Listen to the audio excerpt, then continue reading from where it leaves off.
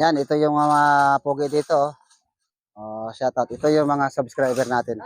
So, sumusupport sa atin. Okay.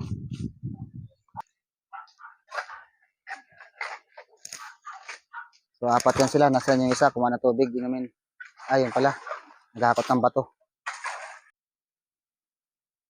Ayan, isa na naman magpapalang araw sa ating mga kaibigan, sa ating mga kababayan. At ito naman po tayo at tungkol naman ito sa trabaho ang pag-usapan natin.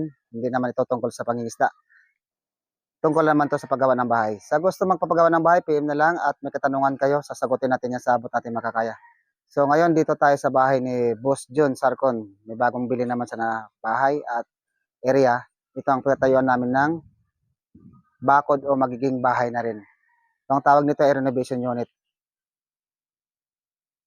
At ito nga pala, pangilang bahay na itong ginawa ko sa kanya. Siguro pangatlo na ito. Maraming salamat sa ating bossing kay Boss John Sarcon, sa Team Sarcon.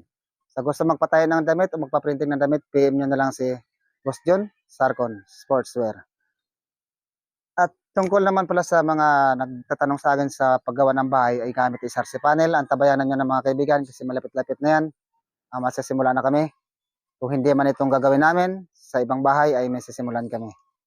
So, hindi pa naman ito final kung anong gagawin namin dito, kung CHB ba o SRC panel. Pero ang pagkaalam ko dito, ang gagawin namin slab nito ay steel deck ang sapin at bubuhusan. Okay, bago tayo magtuloy-tuloy, kung di pa kayo nakapag-subscribe sa aking YouTube channel, please subscribe my YouTube channel, Romeo Mindanao TV. Pag-follow na rin aking page sa Facebook, Romeo Mindanao TV. Sa aking Facebook account ay Romeo Hongko.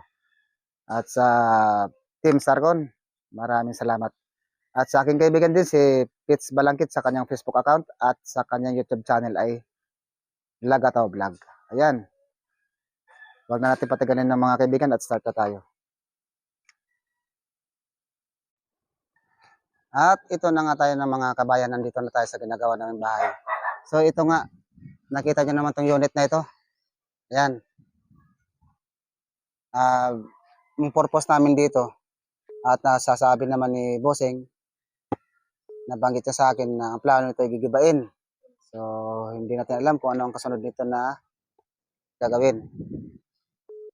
Pero sa pagkaalam ko, babakuran muna namin ito. Yan, papunta din sa gilid, papunta sa likod. So ito nga, yung hukay namin ng mga poste dito ay 1 meter. Yung lalim nito. Yan. So 1 meter kwadrado yung lalim nito. Ganon din doon, may poste dyan, may poste dito sa tapat nito. At mayroon din tayong poste na ilalagay doon. Sa kabila na yan. Ito ang tabayanan nyo mga kaibigan kasi sa ngayon nag-start pa lang kami na maghukay. At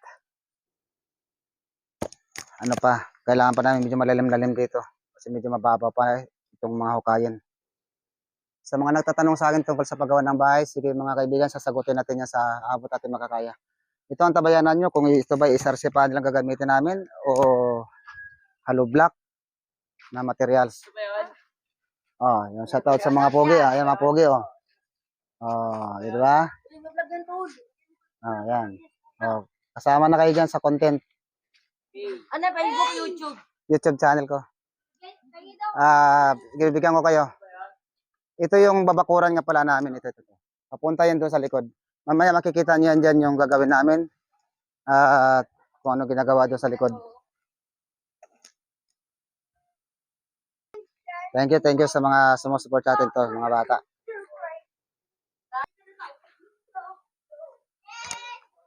Ito nga pala, itong bahay nito, dati na rin ito may nakatira. So, matagal na rin umalis at nabili na nga ito ni Bossing John Sarcon. Ang plano ni Bossing nito, gigibayin ito. Yan, para mas lumuwag itong part na to.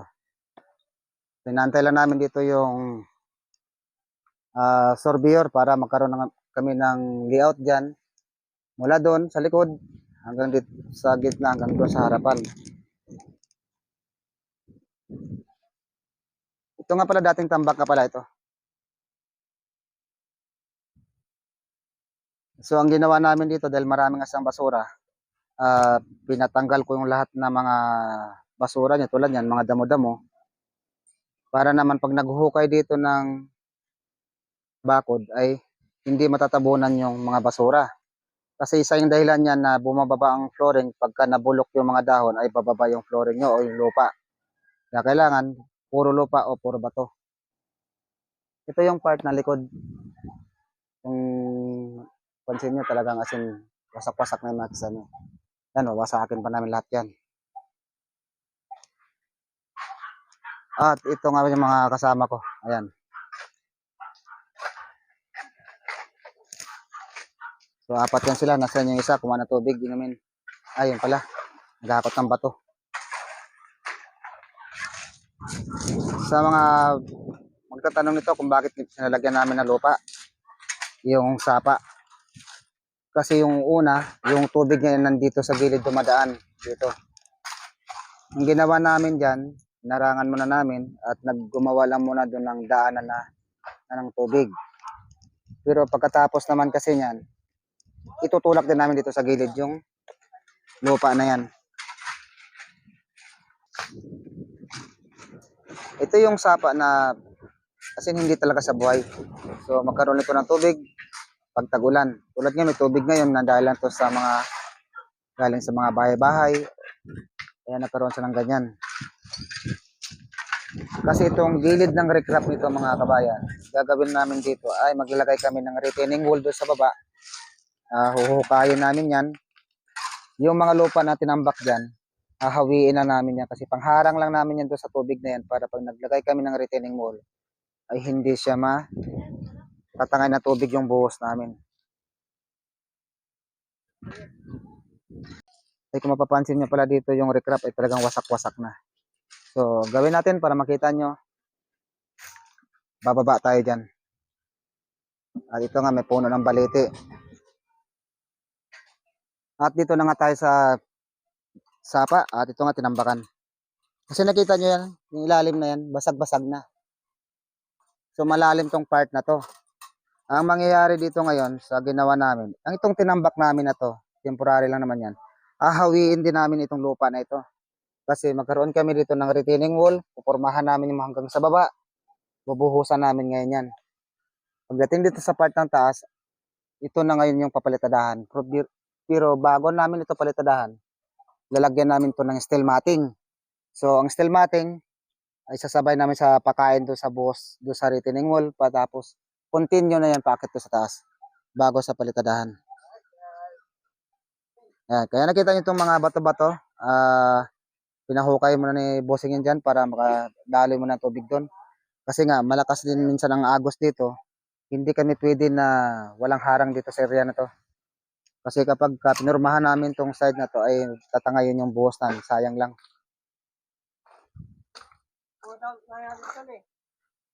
At ito nga pala, napakalaki ng puno ng balite dito. Babuti nga at may puno dito. Malaking tulong ito sa sa may mga bahay. Kasi kung wala itong balite na ito, matagal na itong buwal itong pader. So kung makikita nyo, yung pader dun sa taas ay malaki na yung malaki na yung open doon sa part na yan. So nag-crack na yung pader dyan. Ayan. Si Borno ko, mga bibigatin yan.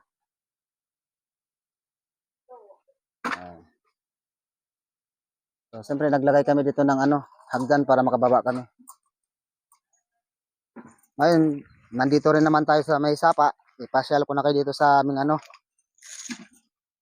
sapa na hindi na kulay green na tubig, kulay itim na.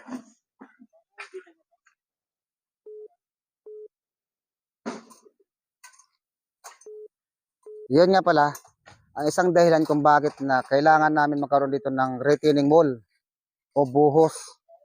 Kasi gawa ngayong recrap na yan, talagang wasak na yan. Ayan o. So marami na yung crack-crack, yung recrap. Pag hindi yan naagapan, tuloy-tuloy yan hanggang sa bumagsak. Pero hindi na kami aabot dyan kasi siyempre kung saan yung area ni Bossing, hanggang dito lang kami. Tulad niya may bakod na yan o adjust ng konti. Magmula siguro dito sa part na yan. Yan yung palitadahan namin. Kasi nag-release naman din siya. Kung gusto niyo mas matibay yung palitada, na wala na kayong pangamba dyan, kasi pag kami retaining wall kayo at saka napakain nyo ng steel matting, mapalitadahan nyo na yung steel matting nyo, matibay na yan. Ang pinaka-importante, yung steel matting ay nakalagpas dun sa recrap nyo. Pag may flooring na kayo sa babaw, isasabay nyo naman yung steel matting, ipakain nyo na. Baga, baluktutin yung steel matting nyo, ipakain nyo sa pinaka-slab o flooring para may protection na hindi basta-basta bibitaw ito. Itong mga bato-bato. Ito, kung di ako nagkamali, ginawa ito mga 2004 o hanggang 6, parang ganun.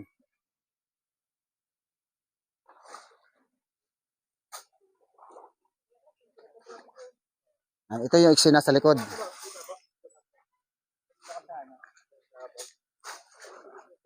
At pupunta tayo dito sa kabila para makita nyo ang naging dahilan kung bakit kailangan talaga na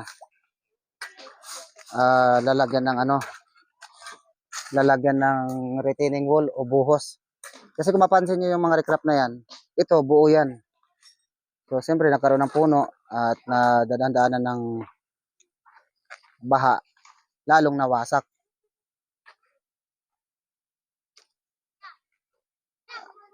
Ayan, no, nakita nyo na. Halos wasak na yung mga bato. Naghiwalay na. Okay, antabayanan nyo na mga kaibigan. Sa sunod natin na video, i-continue natin. Pagdating naman sa bahay, ipapakita namin sa inyo yung mga pamaraan kung paano para mas matibay yung bahay nyo. At ito na nga tayo. At ito na nga sa ni bro, po kayo na dito ng para sa pinaka-poste naman ito. Kasi kailangan natin dito na talagang malalim at para nakasunod tayo sa standard na matibay yung yung bahay.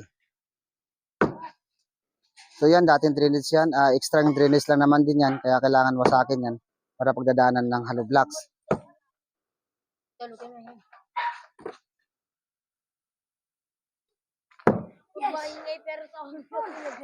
At meron pa kami lalagay dito ng mga tie beam. Maglalagay pa kami ng parilya dyan sa ilalim. Pinaka-tie beam.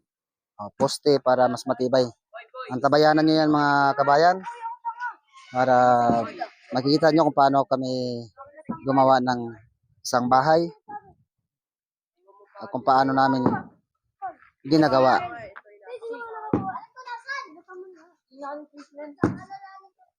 Ang dami natin mga subscriber, oh. Ayan sa tatay, oh. Hindi sa video ko. Video. At ito na nga mga kabayan, at napakita ko na sa inyo yung purpose kung anong gagawin namin dito sa aming project sa bahay ni Bossing John Sarcon. Abang-abangan nyo na lang kung anong materials ang ilalagay namin dito sa mga nagtatanong sa akin tungkol sa paggawa ng bahay.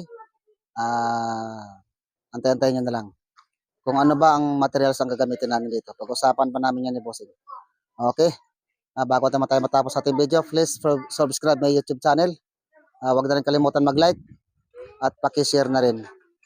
Pindutin na rin ang notification bell para update kayo sa ating upload din ng mga video. Okay? Hanggang dito na lang at magandang araw sa inyo lahat. Bye-bye.